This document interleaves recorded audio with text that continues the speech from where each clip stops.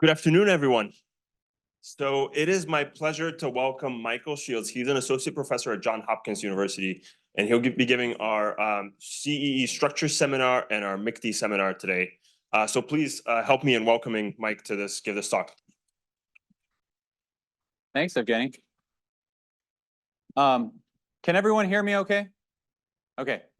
Thank you very much for inviting me. It's really a pleasure to be here, and it's amazing to see such great turnout. So thank you very much. So what I'm going to talk about today is the intersection of my primary field, which is uncertainty quantification, and machine learning and scientific machine learning more specifically, which is ubiquitous across all of our engineering domains in recent years and far beyond. So in particular, what I'm going to talk about is the intersection and the interplay between these two fields, and why they're so complementary and why they go hand in hand, as my title says. So the first thing I need to do before I dive in, and I got some things to talk about first, is that I need to acknowledge that this is what I'm going to present today is somewhat high level, but also trying to balance getting into the details. So it's going to cover a lot of ground, which you can see a lot of people here contributed to this work, and a lot of people and a lot of support from different agencies. So I first need to acknowledge all of the people who really have done the heavy lifting on this. So there's a couple of pages of individuals who've contributed, and I'll also highlight them throughout the talk. I also want to introduce myself. I like to try to make these things as personal as I can, you know, so you get a sense of who I am and where I'm coming from, what my background is. I actually grew up just down the road. I grew up in Grand Rapids, and believe it or not, I never actually stepped foot on the University of Michigan campus until I was a professor at Johns Hopkins. So I was, you know, an hour and a half away, and I was never here. But it's really awesome to be here. So I studied in Chicago. I did my bachelor's degree at Loyola University in Chicago, a bachelor's in physics. I then moved to Columbia University, where I got bachelor's, master's, and PhD in civil engineering and engineering mechanics. From there, I went and I worked for a medium-sized consulting engineering firm called Weidlinger Associates in their applied, essentially their research and development group in applied computational mechanics. So I worked there for about 3 years before I came back to the academic side and joined the faculty at Johns Hopkins in 2013. So I was in New York for about 10 years. Now I've been in Baltimore for about 10 years. In my free time, I love to play guitar and play baseball. If I'm not doing this, that's where you're going to find me. And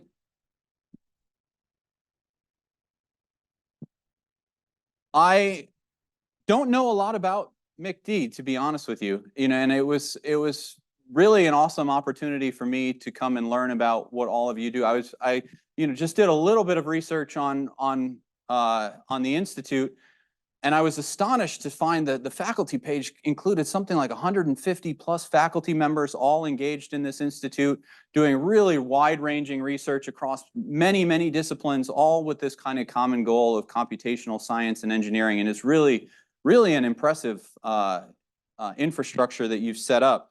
There are a couple of things that really jumped out at me. Obviously, you know, the seminar series I'm invited, which is an honor for me, but it seems that you have symposia and many different avenues for collaboration and for sharing, and that's really awesome. Also, a couple of centers that are in there that really kind of struck home with me, this idea of data-driven computational physics, which is something that I'm going to talk a lot about today, and also scientific software, which actually leads me into the next topic before I get into my technical piece. But I'm really excited to learn a lot more about the activities that are happening here in the Institute.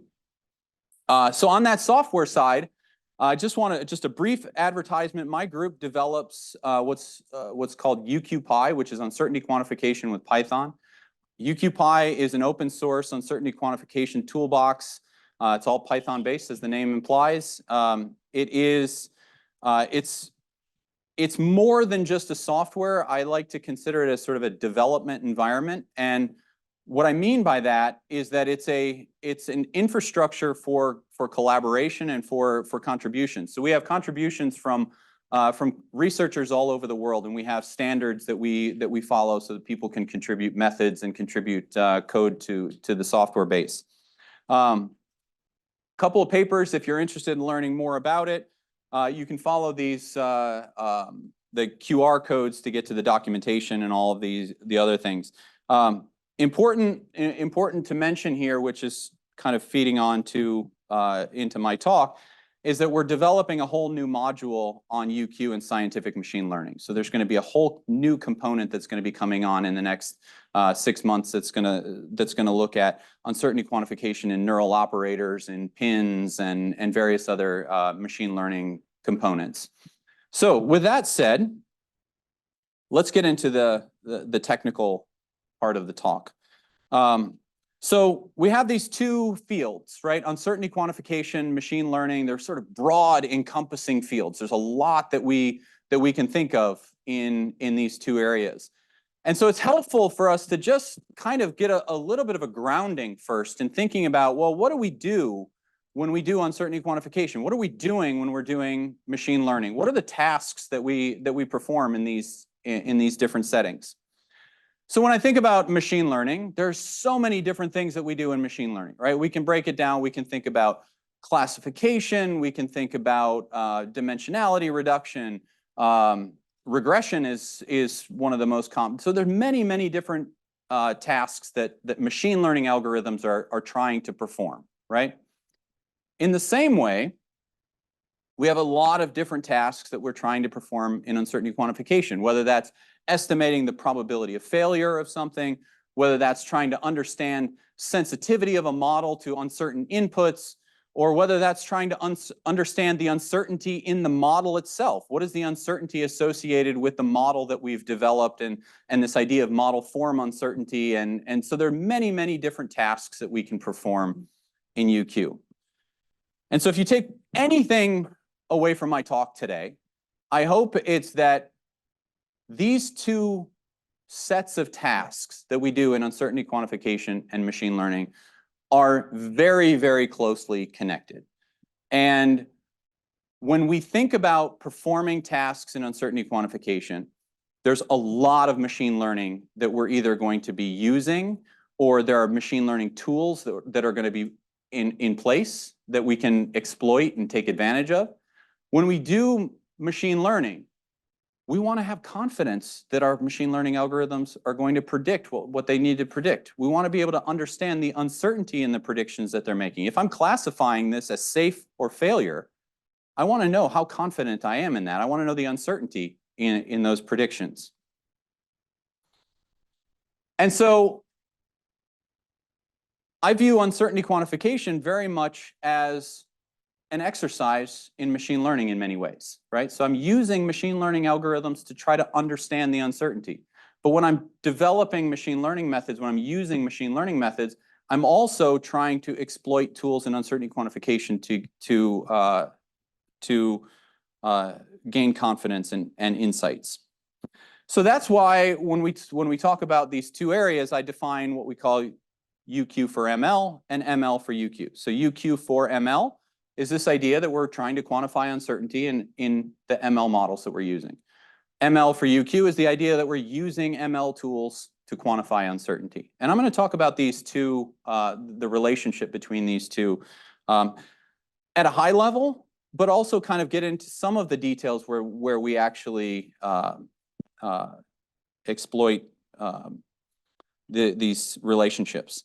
Now, I've given this talk probably half a dozen times now, and the question is always, how do I balance between sort of staying at that high level and giving the perspective that you can kind of see here over all of those different tasks that ML and UQ can perform, while also kind of getting into the details of what we're actually doing. How do these physics-informed machine learning algorithms actually work, and how do they quantify uncertainty? So there's a balance that I'm trying to strike here And I'll do my best to strike that balance, but every time I give this presentation, I walk away going, I should have done this, I should have done that. So we'll feel it out and see how it goes.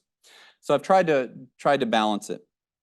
Now, what I want to do is I want to start by going through a couple of these tasks that we perform in uncertainty quantification and look at how it relates to machine learning, what machine learning algorithms are at play, what uncertainty does in those machine learning algorithms, and so on. So I'm going to start with this idea of uncertainty propagation. This is kind of the standard what we think of in many cases for uncertainty quantification. I have uncertainty in the input, and I want to see how that propagates through the model or through whatever I'm trying to evaluate so that I can get uncertainty in the response or the output of the system. Now, when I think about that in an ML context, right, so I'm looking at uncertainty propagation, but there are various ML tasks that come into play when I'm trying to do uncertainty propagation. I might do regression, for example, if I want to build a surrogate model that is going to allow me to propagate uncertainty more efficiently. I need to come up with an ML regressor that's going to serve as that surrogate model. If I'm working with something that's really high dimensional, I can't do Monte Carlo methods because the computational expense is too high, or I can't do polynomial chaos because the dimension is too high. So I need to do some sort of dimensionality reduction, and that is inherently an ML task in many ways. So let me start by giving you an example of something that's really very large scale and kind of sets the stage for this idea of uncertainty propagation in large systems. So now I start with this idealized atmospheric flow simulation, where at the beginning of the simulation, you can see we start with this kind of this single jet stream that's just going around. And I apply a Gaussian random perturbation to that jet stream. And you can see I get this very almost chaotic behavior that results from that, right? Now, the input dimension of the uncertainty that's coming into that is the size of my computational domain, right? It has 65,000 dimensions. Every point in my grid space is uncertain. And then I want to propagate that through the model, which is evolving in time in a highly nonlinear fashion. And I have, in this case, 4.5 million output dimensions, every one of which is uncertain. And I want to somehow be able to assess how uncertainty is going to propagate through this system, right? I cannot run this model 1 million times. No way. What do? This is where machine learning can come in. So I can build what's known as a surrogate model. You may have heard it referred to as a meta model or an emulator. And a surrogate model is effectively a machine learned model that tries to learn the input-output relationship for that particular model. Now, trying to do that on something that's this scale is astronomical, right? 65,000 inputs and 4.5 million outputs. So what do I need to do? I need to first reduce the dimension to something that's tractable. I need to be able to, I know that the underlying dynamics of this problem are much lower dimension, right? I don't need 4.5 million degrees of freedom to describe the underlying dynamics. Now, then I need to take that dimension reduction and I need to perform some regression in that lower dimensional space. So this is what I would qualify as ML for UQ. I'm trying to propagate uncertainty. I'm using a variety of ML tools here. So the general framework in this kind of schematic shows how we might approach that problem. Is I have some really high dimensional input, I have some really high dimensional output. I'm going to map this down to some lower dimensional space. I need to find out what that lower dimensional space is. That's a machine learning task. I can use a variety of methods. I could use linear methods like PCA, or I could use highly nonlinear methods like diffusion maps or autoencoders, or pick your poison, right? I have many, many different options, but I need to find some low dimensional latent space or a manifold on which this data resides. Then I need to do that on both the input and the output. And then I need to build my surrogate model on that low dimensional space, okay? So that's my regression task. So we explored this general framework for a variety of problems using many different, in fact, we used 14 different dimension reduction techniques and looked at the performance of surrogate models in this lower dimensional space in a recent work that was performed by my former PhD student, Katiana Contalati. And we looked at all different kinds of methods, again, ranging from linear methods to autoencoders and various other approaches. And the general approach looks something like this. So we have some high dimensional input, we have some quantity of interest that might be evolving in space and time, and we need to find a mapping that I call phi here that's going to map that onto some low dimensional space.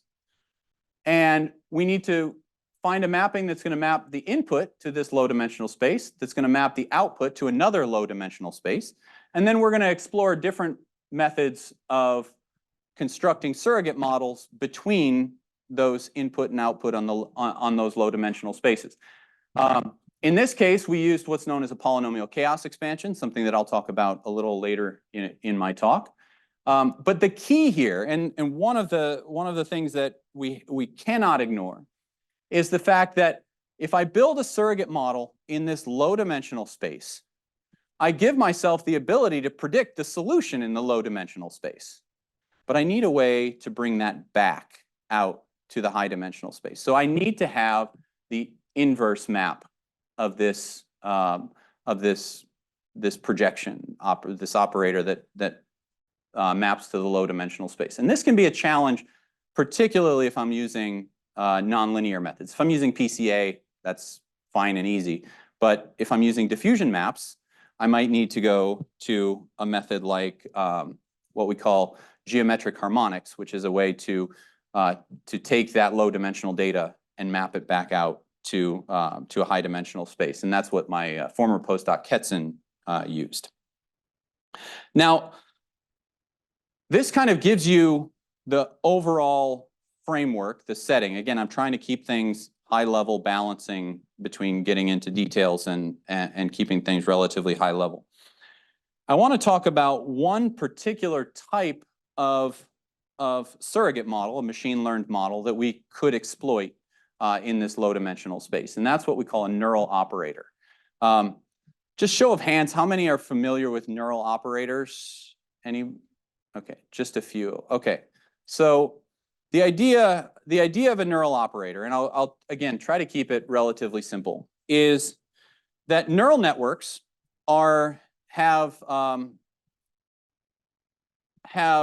underpinning them what's known as universal approximation theorems. And I don't want to get into the details of universal approximation theorems, but basically universal approximation theorems say that there exists a neural network that can map from this vector space to this vector space. Okay? What the universal approximation theorem for operators says is that you can actually construct a neural operator, a neural network, that will map from an infinite dimensional function space to another infinite dimensional function space. And that mapping is what we call a neural operator. Okay? So this is the general idea of the universal approximation theorem for operators. Now, several different neural operators have been developed to try to exploit this property.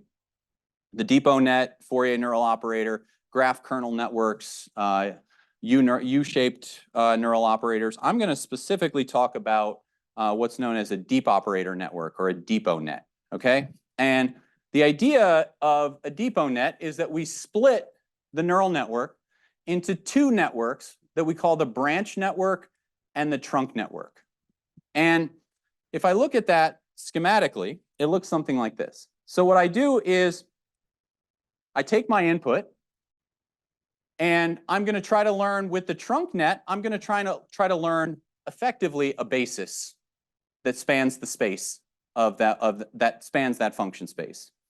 And I am going to try to learn that basis, and I'm going to try to learn a set of coefficients that go with that basis.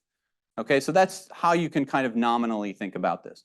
Then the dot product of those two things gives me the operator.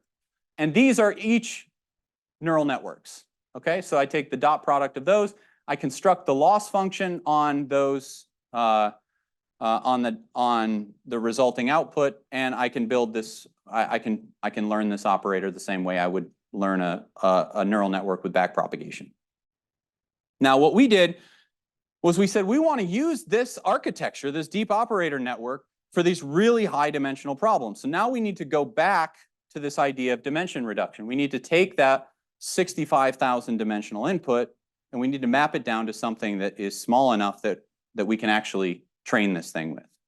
So what we did is we took a standard multi-layer Perceptron autoencoder.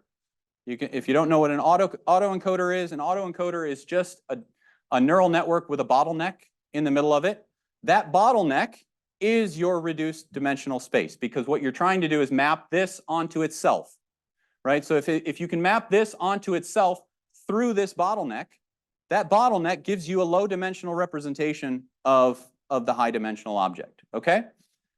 So we pass our data through this multi-layer, through this autoencoder. Then we split the autoencoder. And we say, well, let's take the low dimensional representation of the input and let's feed that into our deep operator network. Let's take the low dimensional output and pass that through our decoder to reproduce the full high dimensional solution. Okay? So now we have dimension reduction on both sides with the neural operator living in the middle. And when we apply this to a problem like this, these shallow water equations for the atmospheric flow, what you can see is this is a sample of a reference solution, and we get a very accurate prediction of every degree of freedom over time. Okay, and so to give you a sense of the overall error, this d here is the dimension of the low dimensional space. So I'm taking that multi-million dimensional space and I'm mapping it down to something that's about 25 dimensions. So all of that dynamics is encoded in 25 dimensions. And I'm getting error on the order of 10 to the minus 4. Now, I can do that with a traditional DeepONet. I don't need to do the dimension reduction. But actually, if I don't do the dimension reduction, the error is higher because I'm learning, I have to learn something that's so much more complicated. And more than that, if I look at this, look at the last column here, the training time for this thing. This thing takes a few hours to train. Takes, I think this is about, what, four and a half hours. The full deep operator network took 4.5 days to train. So we can train this thing in a few hours and make predictions of this system in a fraction of a second. And so now we can do uncertainty propagation with this. Now we can actually look at, let's put in different perturbations and evolve this system.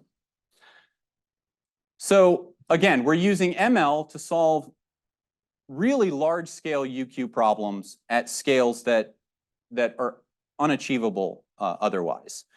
And just for comparison, we looked at the deep operator network. We also looked at the Fourier neural operator, which cannot handle something of this size. It just, you don't have the memory that you need to train it. Now we're taking this. This is work that we're actually collaborating with Seymour from civil engineering here to take these operator learning and apply them for stochastic excitation of building structures. And so this is just sort of preliminary work where we're looking at wind excitation on a building. We have stochastic variations in the wind excitation, and we're able to predict simultaneously and very rapidly the response of the structure. And you can see the response is highly stochastic at 37 different locations on the structure simultaneously in a fraction of a second, and get very accurate results with that. So this leads me to the kind of the final piece of this work, and that is kind of what's the future? Where are we going with this? Okay, so what I showed previously, the example that I showed was this kind of architecture where you have some sort of encoder, You have a neural operator in the middle. You have some decoder that's going to pull it back out to the full solution. Okay, so there's two extra things that we want to do here. So how many of you have heard of PINs, physics-informed neural networks? Okay, so maybe half of you. Okay, so what we want to do is we want to try to make this neural operator physics-informed. We want to try to embed physics into this neural operator. Now, the challenge here, there exist physics-informed neural operators. The challenge here is that I'm not working in the space that the physics where I understand the physics. I'm working in this latent space. I'm working in this reduced dimension. So how do I impose physics in a reduced dimension? So the idea here is that we still maintain this encoder-decoder architecture. We have our traditional loss, the data-driven loss on the neural operator, the same way we had before. But what I'm going to do is I'm going to train the model so that when I pull the solution back out to the high dimension, I'm going to impose the physics at that level, right? So I'm going to have a hybrid loss function now, where my loss is going to be data-driven inside and physics-driven on the outside, and then I can combine those losses to learn something that has some assurance that it's going to satisfy the physics that I want it to satisfy. The second thing we want to do is we want to be able to we want to not just be able to use this for uncertainty quantification, to propagate uncertainty, but we want to actually understand the uncertainty in this system. So what is the uncertainty in the prediction that I'm getting from this model? And in order to do that, what we need to do is we need to cast this entire framework in a Bayesian setting and learn this as in a very, very high dimensional Bayesian setting, which I may be able to talk about in a little bit. So, all right, so that motivates this idea of incorporating physics in these machine learning operators. What I want to talk about next is I want to learn an operator. I want it to satisfy the physics, but I want to have some measure of uncertainty associated with the prediction that model is going to give me. So let me, again, come back to the very high level and think about what tasks we're performing here. So first of all, now we're trying to define the model to begin with. So this is ultimately a model selection problem. We're trying to identify a model that satisfies certain physical constraints and provides estimates of uncertainty. We want to use that as a surrogate model. And in order to do that, we need to solve an enormous inverse problem. Now, of course, there are ML tasks associated with that. We need to do regression, we need to do inference, etc. And so let me motivate this with an application. So I'm going to show a short video here, and what you're going to see is a shock wave passing through these three materials. You have a kapton, what's called an ablator. That shock wave is going to pass from kapton into this MGO specimen, and then on the back end you have a quartz window that actually allows you to look into the specimen and make some measurements. So MGO is what you're really interested in observing. So you're going to see a shock wave that's going to come through. You see the temperature here in red, the pressure. You're going to see wave reflections off of the interfaces and impedance mismatch as the shock wave progresses. Now, just to bring to kind of bring this into context, this is a laser-induced shock experiment, and if you look at my temperature axis, the lowest measurement on my temperature axis is the temperature of the surface of the sun. Okay, so that's the extreme temperatures we're talking about here.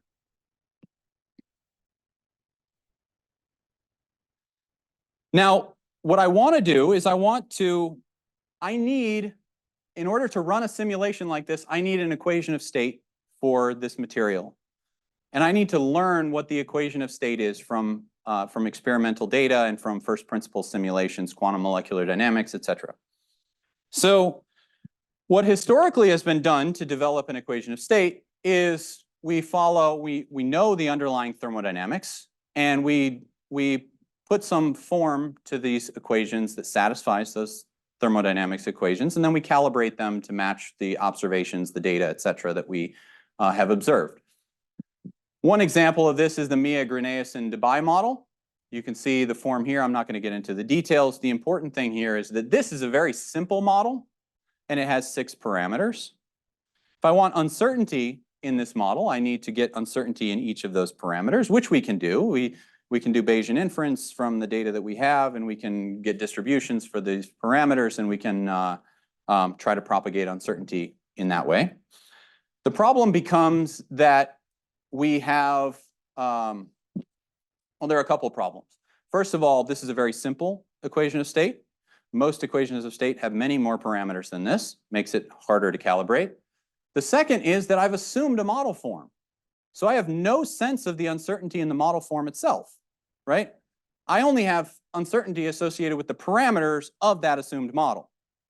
So, well, let's take the opposite approach. And let's say, let's throw all of our equations out the window. You know, all the work that the physicists have been doing for the last 100 years, let's throw it out the window and let's just do a data-driven approach, right? So we could think about fitting a Gaussian process to that model. And a Gaussian process is fitting a Gaussian stochastic process to a set of data points where we start with some prior that's shaded here. As we add data, that updates the distribution of that quantity so that we can get a data-driven prediction that has measurements of uncertainty. So I know the value here and here, but I can get some measure of uncertainty in between, right? Now, what's the problem there? Of course, the problem there is that I've thrown away everything that I've learned over the last 100 years, right? I want to make sure that I satisfy thermodynamics at the very least. So the equation of state that I build, I want to build something that's data-driven, but I want it to have uncertainty, but I also want it to obey thermodynamics. So what we did in this work was we said, okay, well, we can actually build a Gaussian process that satisfies the laws of thermodynamics. And the way we do that is we start with the Helmholtz free energy. Okay, so Helmholtz free energy defined here. If the principles of thermodynamics tell me that this relationship must hold, this is what's known as the thermodynamic consistency constraint. So pressure and temperature and volume must satisfy this constraint. I have additional constraints on here that the free energy must be a convex function. So I need to have the derivative of the pressure with respect to volume at constant temperature being negative. I need to have the derivative of the energy with respect to temperature at constant volume must be positive. I need to satisfy these constraints. Otherwise, I'm violating the fundamental physics of the problem. And these are what are known as the thermodynamic stability constraints. And I want to emphasize a couple of things here. One thing you'll notice is that this is an equality type constraint, right? This is an equality relationship. These are inequality relations, right? This is requiring that it be a convex function. So what we do is we start by defining a Gaussian process on the free energy. Okay, so at the basic level, we start with this GP, this data-driven model on the free energy. We don't have data on the free energy, but we don't actually need data on that free energy. So it turns out that in order to satisfy the thermodynamic consistency constraint, I only need to apply this linear operator. I can apply a linear operator to a Gaussian process, and if I know the mean and covariance of that, I can derive the mean and covariance of the pressure and energy because it's just a linear operator. So a little bit of math, and I have a new Gaussian process on both the pressure and the energy. This Gaussian process here, by construction, will satisfy the thermodynamic consistency constraints. Okay. Thermodynamic stability constraints, on the other hand, being inequality constraints, are a little bit more tricky. So now what I need to do is I need to make sure that these derivatives are satisfied, the inequality constraints. Now I can't guarantee that an inequality constraint is satisfied on a Gaussian stochastic process because it's probabilistic and it's unbounded, right? So what I need to do is I need to cast these probabilistically. I need to say, okay, I want to make sure that the probability of this thing not being convex is sufficiently small. And because it's Gaussian, I can impose those constraints in a very simple way. So we apply those constraints, and now we can learn this GP by minimizing the log likelihood of this problem subject to these constraints. So now I have a Gaussian process that satisfies both the stability and the consistency constraints. And this is what the results look like. So this is my constrained pressure and energy Gaussian process. This is my unconstrained. You'll see that because I've constrained it, particularly looking here, the uncertainty, which is colored in red, the red is the standard deviation. The uncertainty is reduced a little bit because I've imposed constraints. But more importantly, if I look at the actual constraints, anything that's red here is a violation of the constraints. And if I'm violating the constraints in my equation of state, guess what's going to happen when I try to model that shock wave? My code is going to break because it wants something that's going to satisfy thermodynamics. So now in this, we're using UQ methods, Bayesian methods, Gaussian processes to derive physics-informed machine learning models that we can then exploit for. And now we also have a measure of the model form uncertainty because the model form uncertainty is embedded in this. Granted, assuming that with the Gaussian assumption, which is a big caveat, but nonetheless gives us a measure of the uncertainty. And this was just recently published in the APL Machine Learning Journal. So where am I at on time? Let's see. Okay, I've got about maybe 10, 15 minutes.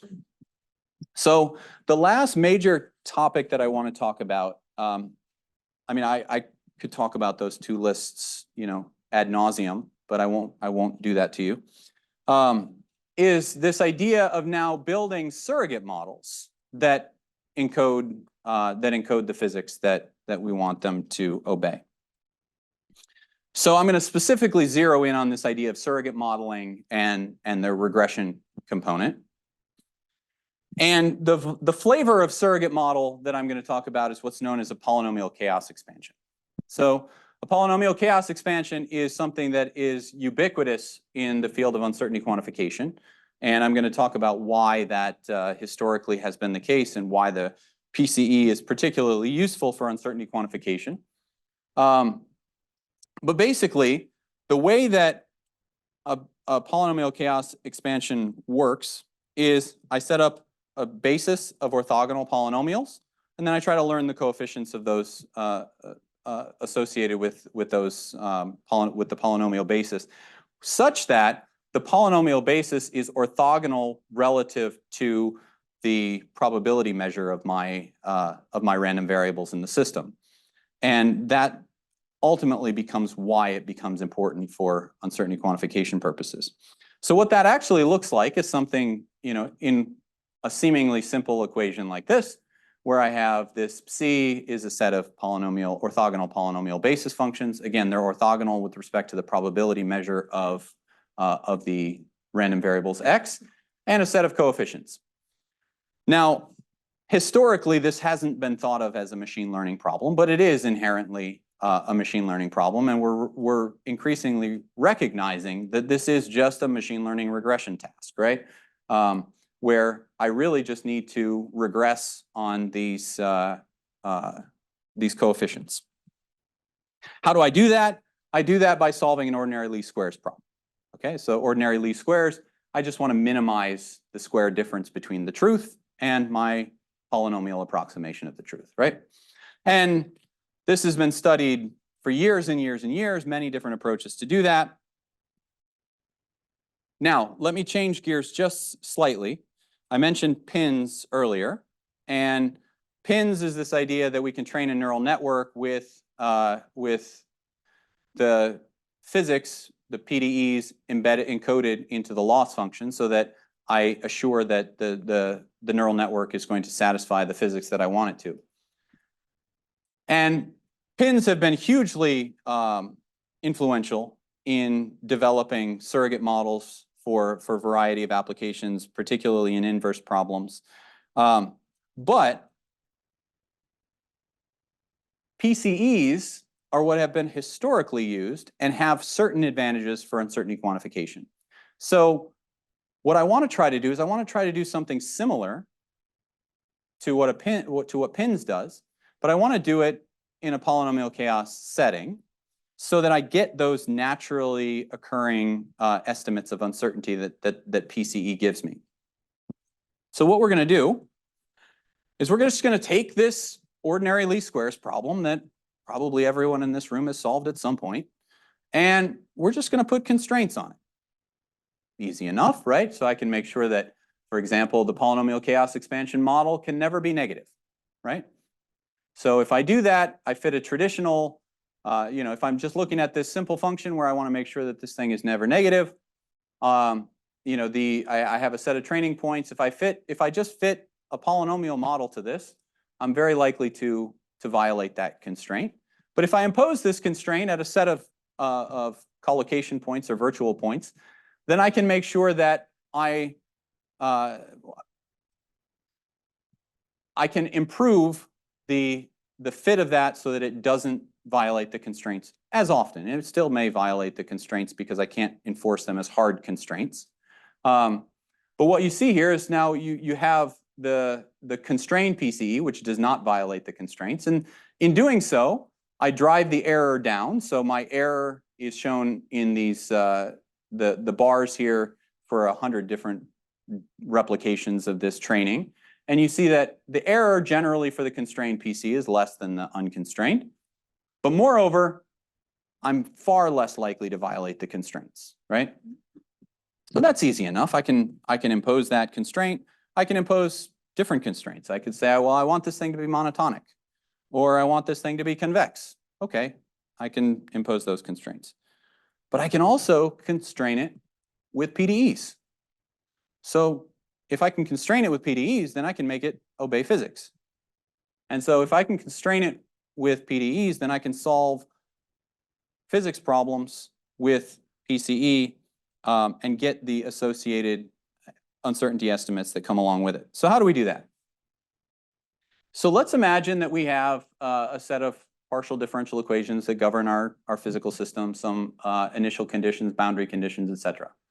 Now I'm going to constrain the polynomial chaos expansion model with a more complicated loss. So I'm going to have components of that loss that are going to come from the data-driven loss, that sort of classical training least squares model.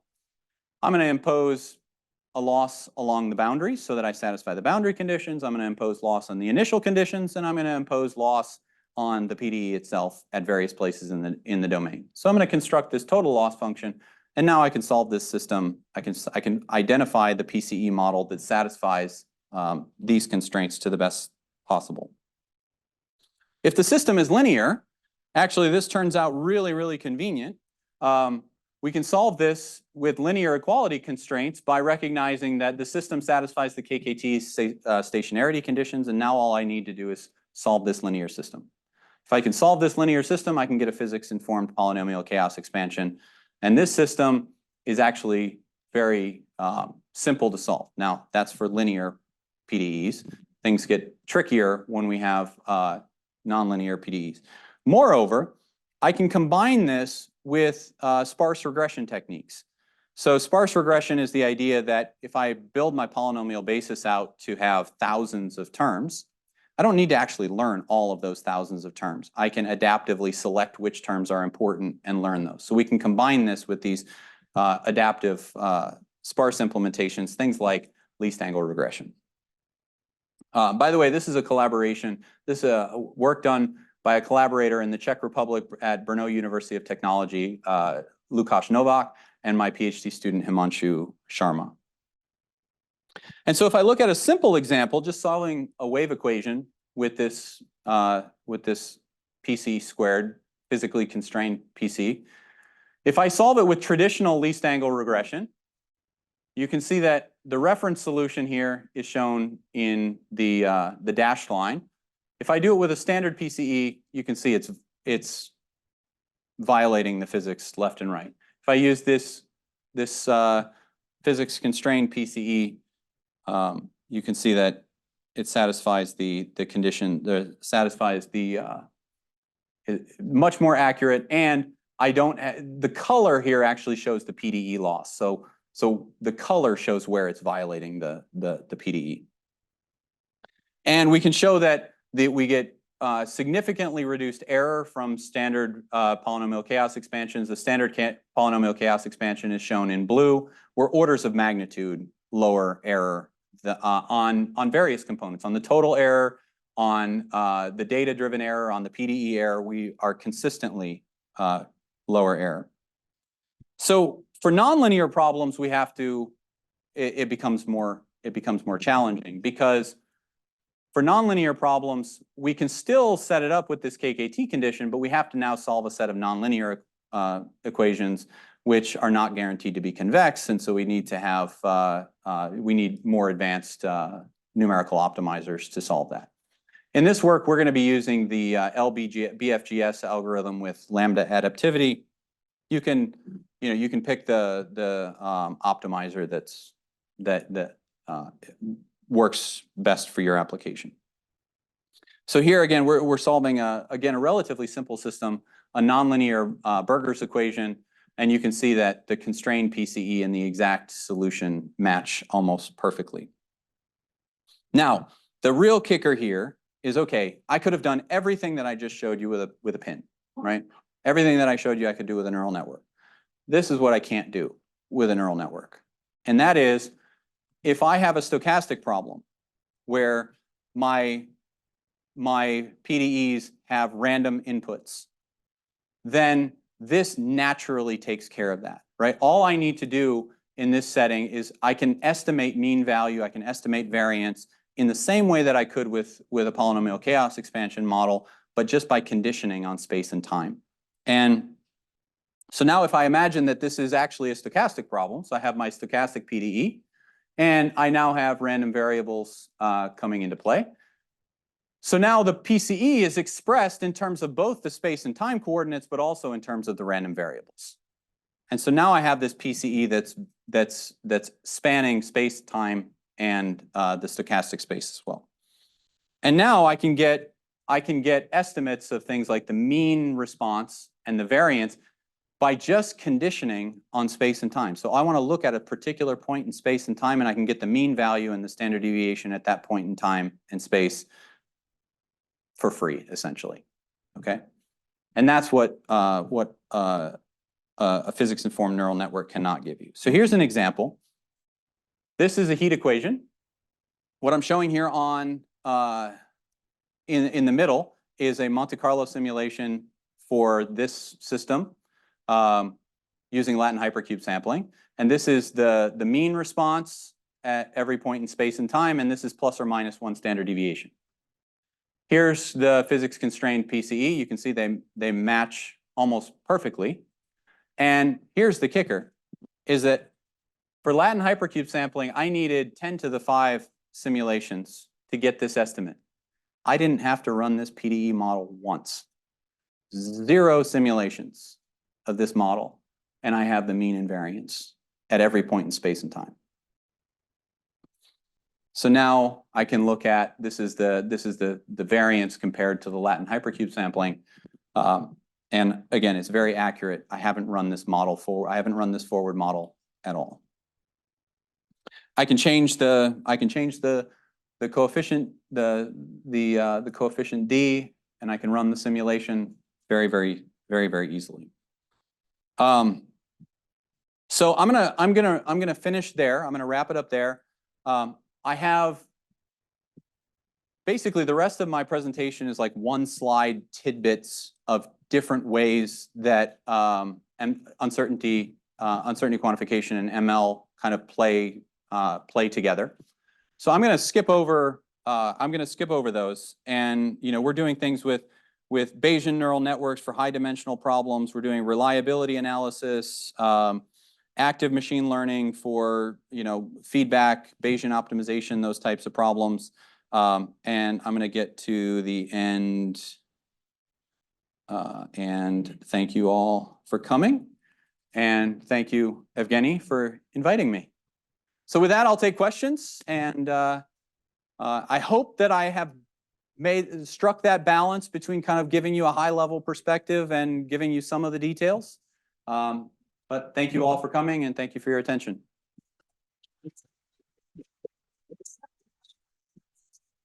Mike, thanks for the talk. And if anybody has questions, I'm happy to run over the microphone to you. We have a few minutes, yeah.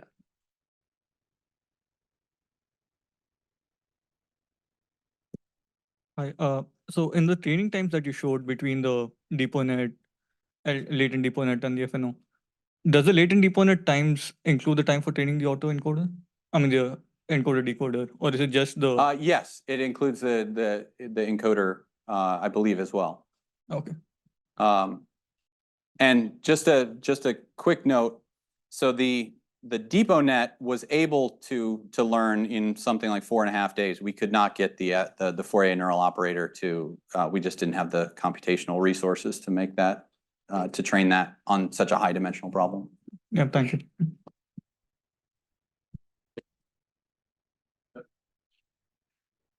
So Mark, really nice talk. I appreciate how you sort of zoomed in and zoomed out.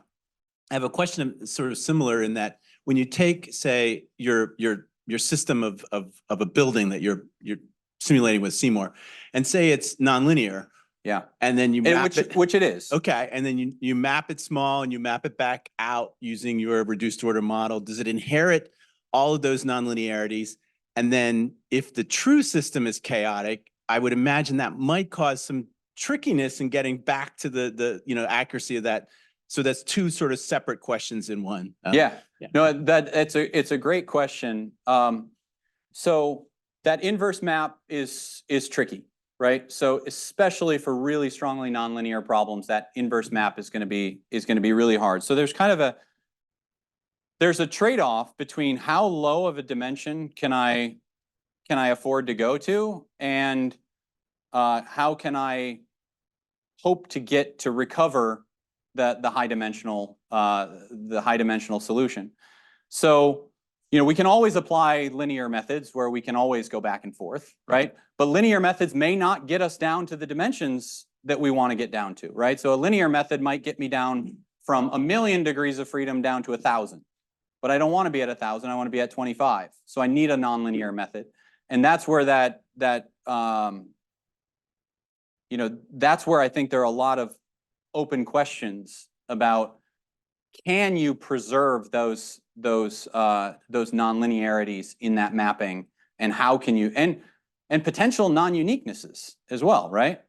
Because just because I've identified a latent space doesn't mean that's a unique latent space. And it doesn't mean that the point that lives in that latent space is uniquely identifies the high dimensional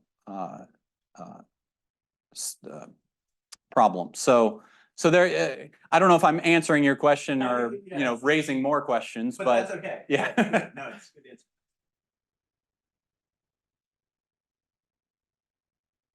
So maybe I'll ask a question that's a very broad question.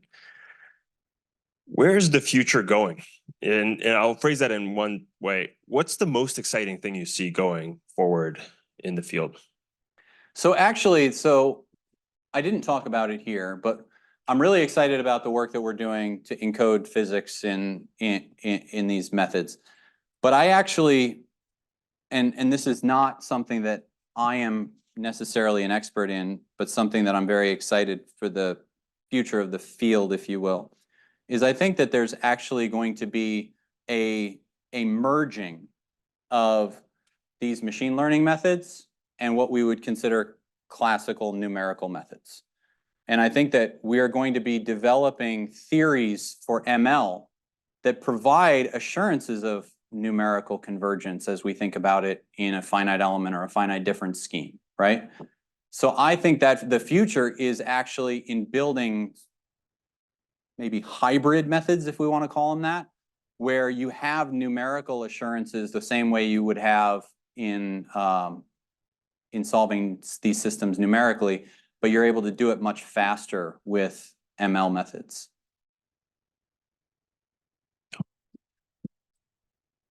Thank you for your nice talk. So I was like wondering if you can comment how interpretability can be introduced in this target model. And the second part of that, is there any future of introducing causal inference with these surrogate models? Both. Thank you. Both great questions. So to the first point of interpretability, one of the things that dimension reduction in this setting suffers from, especially if you're doing nonlinear dimension reduction, is that you lose interpretability in that space, right? You don't know what the governing equations are. You don't know what the quantities that I have in that low dimensional space actually mean, what they actually physically, like how can I understand what that thing is? So there are a couple of things that I can perhaps suggest, and I don't want to say that we have answers to these. But one of the things that we're interested in is identifying, can we establish relationships between the things that we're learning on that low dimensional space and things that we actually understand, right? So that's, again, perhaps another regression problem, right? Where we're trying to regress a bunch of things that we don't understand onto something that we do understand, so that we know that, you know, this quantity is like some combination of these four low dimensional latent variables. And that's very much an open field of research, and it's something we're actually doing quite a bit. I didn't have a chance to talk about it here, but in understanding material structure. So we want to be able to apply machine learning algorithms to material structures that are stochastic, atomic configurations of amorphous solids that are stochastically arranged. And we want to be able to reduce the dimension, find some latent variables that describe that structure, and understand what those actually physically mean in terms of interpretable structural descriptors. So that's very much an open question. I don't have much of an answer in terms of causal inference. That's not something that I've worked a lot with, so I haven't really thought about that problem in any meaningful way.